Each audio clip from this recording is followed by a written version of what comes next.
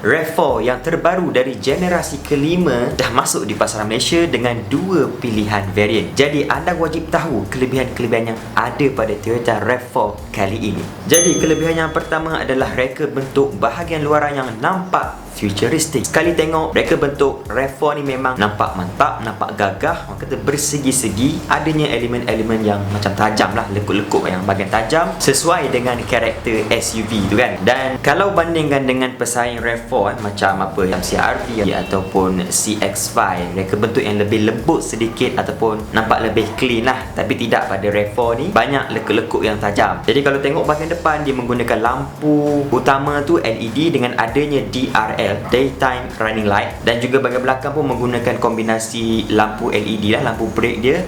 Cuma lampu kabus di bahagian depan tidak menggunakan LED, dia menggunakan lampu halogen. Tengok pada rim dia, saiz rim 18 inci dengan profil tayar 225/60. Dan kalau anda tengok dia punya design rim pun bagi saya kurang menarik lah. Walaupun pakai rim 18 inci, tapi kalau dimainkan dengan dua tona warna mungkin nampak lebih gagah lagi. Kelebihan yang kedua adalah ciri keselamatan yang bagus. RAV4 ni lengkap dengan ciri keselamatan Toyota Safety Sense. Contohnya macam pre-collision system, lane departure alert, automatic high beams, roadside assist, dynamic radar cruise control, dan lane tracing assist.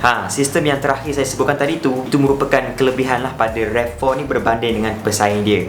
Kata sistem tu lebih canggih sedikit lah. Ciri-ciri keselamatan yang wajib ada contohnya macam bank udara, apalagi ujian pelanggaran tu memang tip-top lah, ada pada Toyota RAV4 ni. Kelebihan yang ketiga adalah ciri-ciri menarik yang ada di bahagian dalaman ataupun di dalam ruang kabin dia. Kalau anda tengok dia punya kemasan papan pemuka, apa yang kita jangka daripada Toyota, walaupun bagi saya sendiri kurang menarik ataupun tak adalah faktor wow tu, tapi dia nampak kemas dan teratur. Dan apa yang saya nak highlightkan adalah ciri dan fungsi yang ditawarkan di dalam ruang kabin. Itu menjadikan dia satu kelebihan lah RAV4 ini berbanding yang sebelum-sebelum ini. Jadi ciri-ciri yang ditawarkan itu menjadi tarikan dan sepatutnya adalah pada zaman sekarang. Contohnya macam panel meter digital 7 inci, skrin pakai skrin dengan adanya fungsi sistem pemantauan tekanan tayar ataupun kita panggil sebagai tire pressure monitoring system. Kemudian skrin sentuh dengan sistem infotainment yang menyokong sambungan Apple CarPlay dan juga Android Auto. Ada juga paparan visual sekeliling 3D lagi. Kemudian adanya tempat mengecas telefon tanpa wayar, wireless charging, 5 USB port dan juga sekali dengan built-in ataupun dashcam, panggil sebagai DVR tu lah. Bagi kerusi penumpang belakang boleh dilaraskan sudut kecondongan dia tu.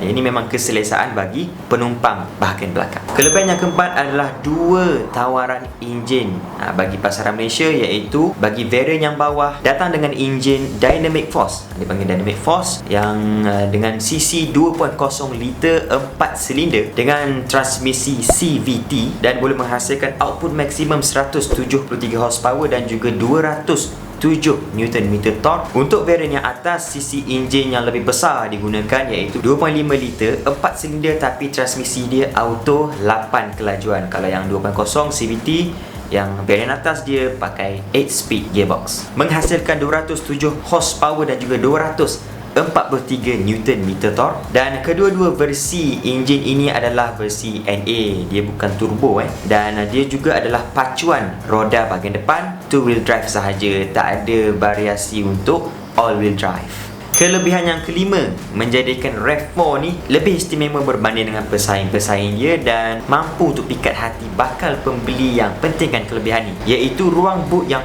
paling besar bagi segmen C SUV, dengan 480 liter. Jadi kalau korang nak besarkan lagi ruang boot tu pun boleh, sebabnya lantai itu boleh direndahkan lagi. Dia ada dua peringkat, dua tingkat lah orang kata. Lantai tu, papan lantai tu boleh dicabut dan juga boleh diterbalikkan untuk kegunaan sekiranya kita nak load ataupun kita nak masukkan barang-barang yang kotor ataupun berlumpur ke kasut berlumpur, apapun jenis yang kotor, kita guna bahagian yang plastik itu, papan lantai yang plastik.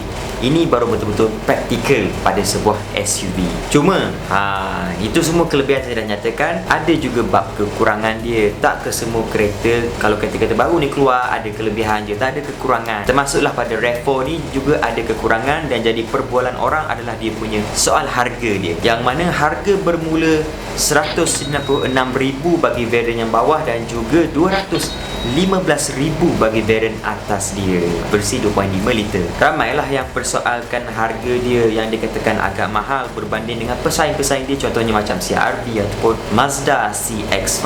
Ada kata mahal, ada kata tak patut cecah 200k, ada kata baik ambil Mazda CX-5 yang versi turbo tu kan, 2.5 liter turbo, harga lebih murah, jauh lebih murah berbanding dengan RAV4 ni. Dan ada juga yang kata harga dalam julat 200,000 nak menghampiri dengan harga abang dia, model abang dia, iaitu Toyota Harrier. Tapi RAV4 ni asasnya daripada Toyota Camry dan juga Lexus ES, yang mana berkongsi platform TNGA yang sama dan juga kereta segmen C, tapi banyak berkongsi komponen dengan kereta segmen D. Dan ada lagi lah beberapa faktor yang menyokong sebab apa harga tu ditetapkan dalam 196 sehingga ke 215,000. Yang penting kalau berkenan dan mampu, belilah. Kalau tak berkenan, ada banyak lagi model-model ataupun jenama-jenama di luar sana yang boleh kita pilih.